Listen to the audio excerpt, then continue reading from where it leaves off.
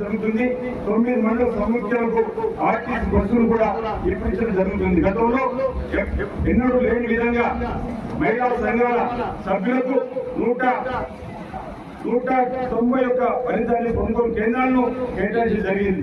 బోయిన్పల్లిలో mobile fish outlet ఇప్పించడం జరిగింది. 2025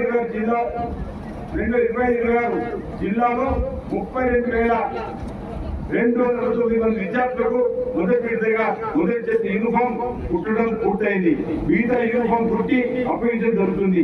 త్వరలో మహిళా సంఘాలకు పెట్రోల్ బంక్ రైస్ మిల్ ఏర్పాటు చేసేందుకు సన్నాహాలు చేస్తున్నది.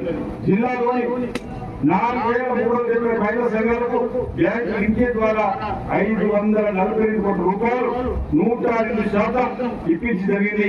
రికవరీ శాతం కూడా 99.76%తో రాష్ట్ర స్థాయిలోనే జిల్లా 2వ స్థానం నిలిచి గౌరవ పంచాయతీరాజ్ శాఖ ద్వారా మంత్రి ద్వారా అవార్డు కూడా తీసుకోవడం జరిగింది. జిల్లాలోని 110 సెషన్ సంఘాలకు 102,40,00,000 బ్యాంకు లింకేజ్ రుణాలు కూడా అందించడం జరిగింది. అభయహస్తం 6 గ్యారెంటీలు మహాలక్ష్మి గ్యారెంటీ పథకం కింద మహిళలకు ఆర్టీసీ బస్సులో ఉచిత ప్రయాణ సౌకర్యం అమలు చేస్తున్నాం.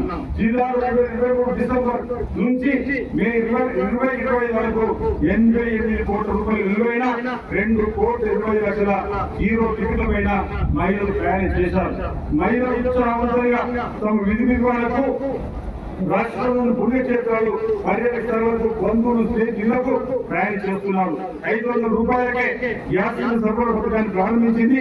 జిల్లాలో ఇప్పటి వరకు 1,02,950 కుటుంబాల బ్యాంక్ ఖాతాల్లో 11,50,00,000 రూపాయలు సబ్సిడీ సొమ్ము జమ చేశాం. గృహజ్యోతి పథకం మార్చి 25 నుంచి మే 25 వరకు మొత్తం 14,52,377 రూపాయల జీరో బిల్లు జారీ చేసి రూపాయలు 54,70,00,000 లబ్ధి చేకూర్చాం. జిల్లాలో కోవిడ్ నిర్వహించేందుకు గత ఏడాది 106 నియంత్రణ ఏర్పడేశాం. ఈ ఏప్రిల్ నుంచి 10 నియంత్రణ ఏర్పడేశాం. 2024-25 సంవత్సరం గాను 1,307 వ్యవసాయ భవనాలకు నూతన విద్యుత్ కనెక్షన్లు